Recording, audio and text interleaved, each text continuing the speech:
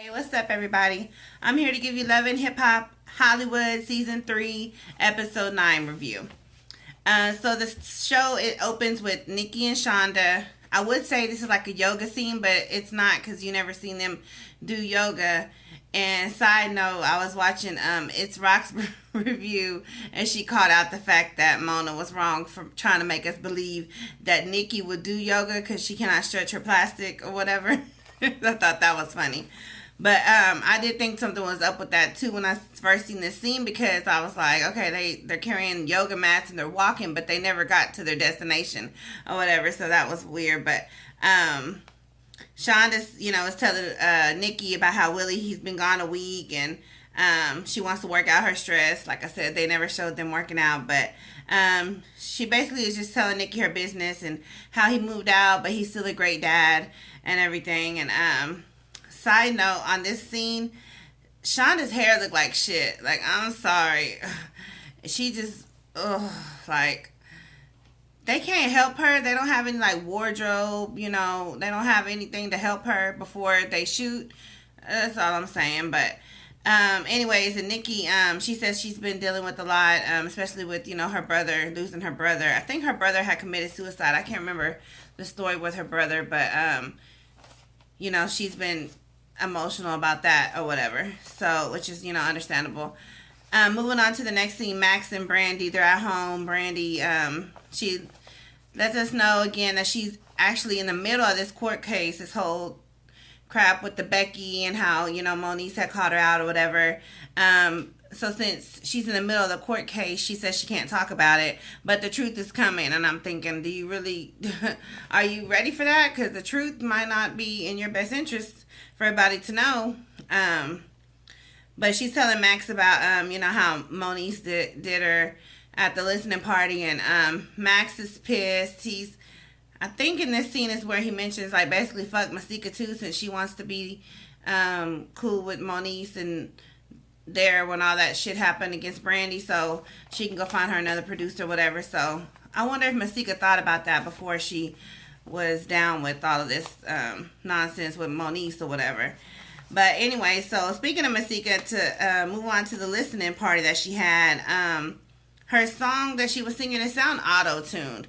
I don't really care for auto-tune because you don't know the real voice. Like, anybody could sound good or decent with auto-tune.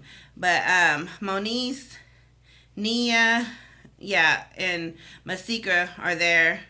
And Masika starts telling them how her pregnancy sucked and how Fetty Wap, he wasn't there for her. He's supposed to be coming to LA to spend time with his daughter. And Moniece is talking about the drama at the listening party. I guess she was telling Nia. Yeah, she was telling Nia. And then Masika was adding her little bits in about what happened at the listening party, that she called Princess out or whatever. Moving on to the next scene, Princess and Jason. Princess... hang on, y'all. Alright, sorry about that. Okay, Princess, she says she's sick of Moniece or whatever. And I'm like, bitch, worry about yourself. Like, don't you have a wedding to be planning and all that? Princess starts telling Jason about what happened, even though, he says he already knew.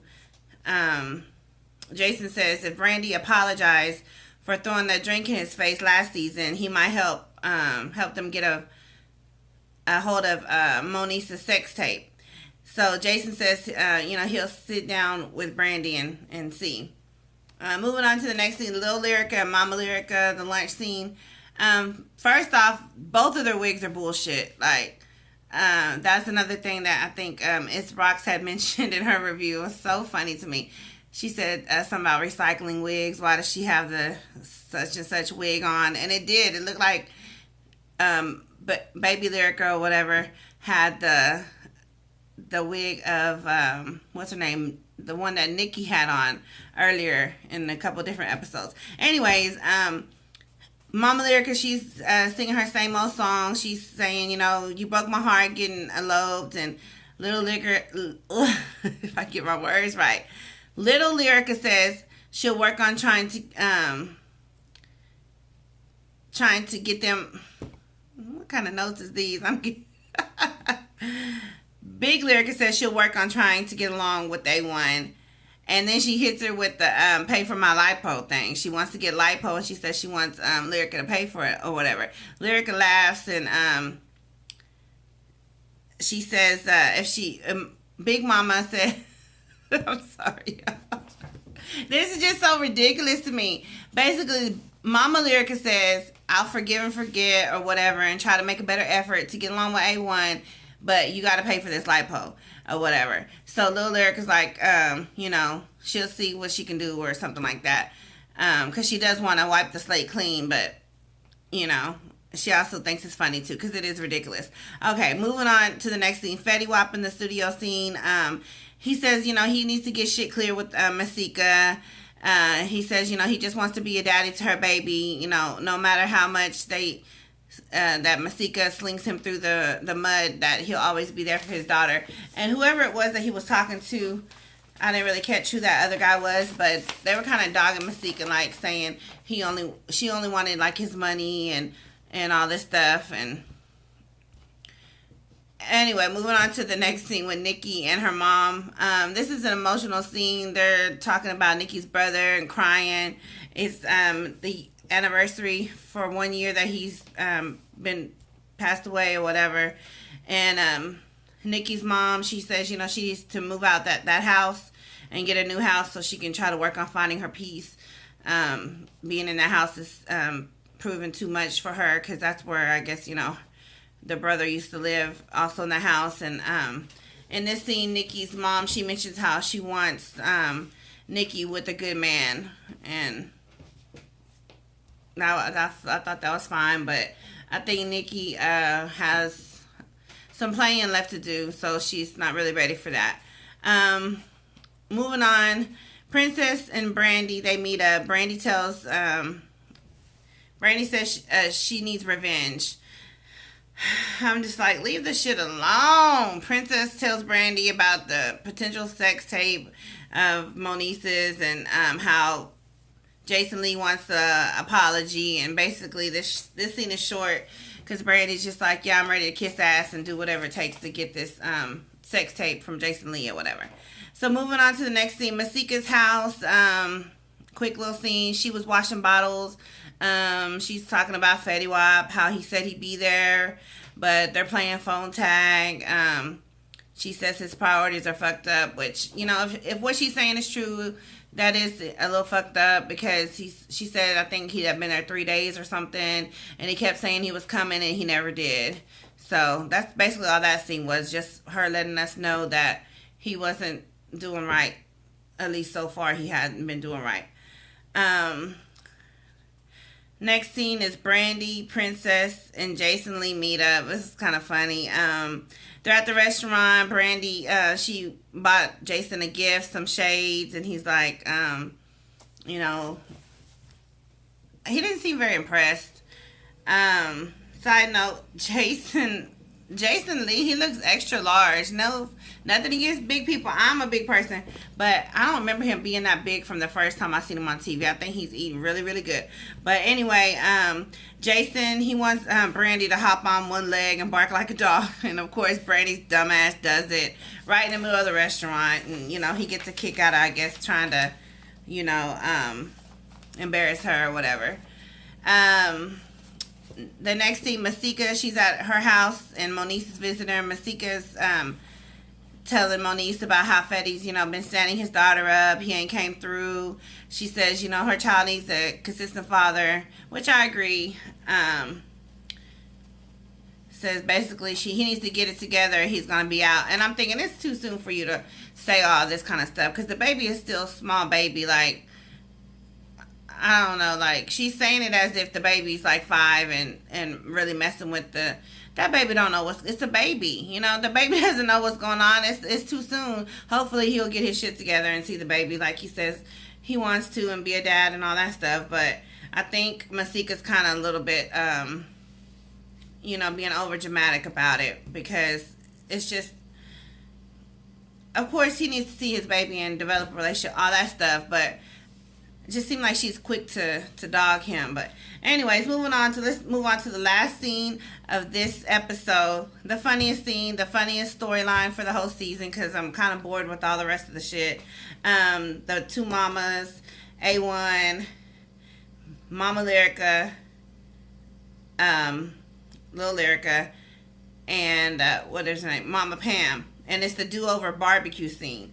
A1 says, he's not paying for no damn liposuction, and she can't extort money from them. I agree. Side note, they show a little quick part where Safari tries to flirt with Tiara, and like the reviews that I watched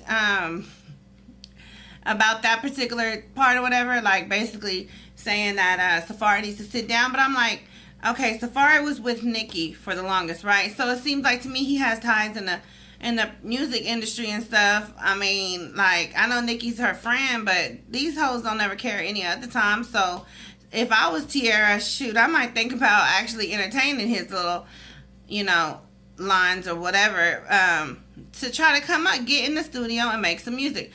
I was wondering, was I the only one thinking that? But anyways, here comes Mama Lyrica. And Mama Lyrica says, when her and her daughter go out, I think she was saying this in the confessional, that people think they're sisters. I'm like, yeah, right, girl, please.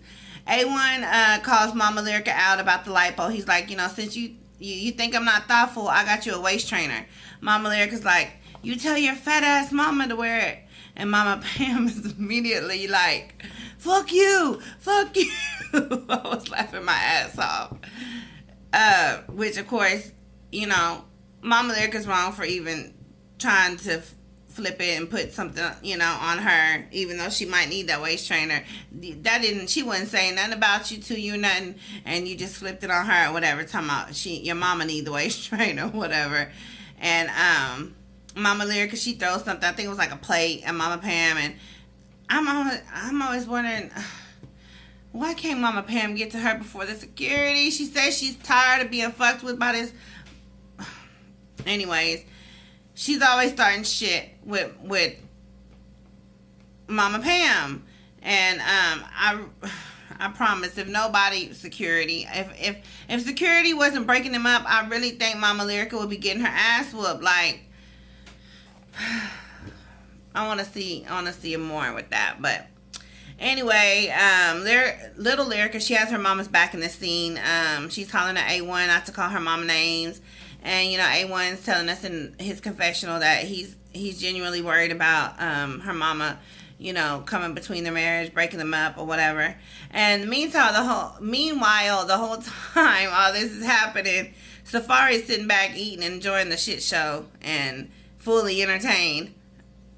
He damn near chokes because he's laughing at like everything he's seeing.